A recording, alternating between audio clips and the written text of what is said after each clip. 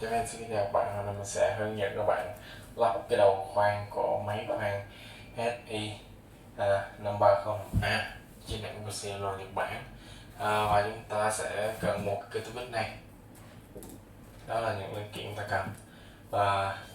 tiếp theo chúng ta sẽ lấy con ốc ở trong cái phần trục của máy khoan ra, nó mở ốc này ra, ta sẽ gắn cái đầu kẹp vào.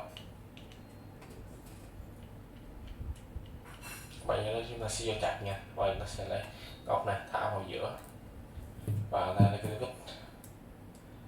ta siết lại. Thì các bạn lưu ý là chúng ta siết thật là chặt vào để giúp khi mà cái máy chúng ta hoạt động liên tục và chúng ta có tạo độ ép cho cái máy chúng ta thì cái ốc này và cái đầu kèm sẽ không bị tuôn ra. Đó, thì bạn lưu ý điều này. Và các bạn lưu ý là khi mà chúng ta sử dụng thì chúng ta phải bôi dầu vào cái đầu khoan và tra dầu vào cái đầu khi vào chúng ta, tại vì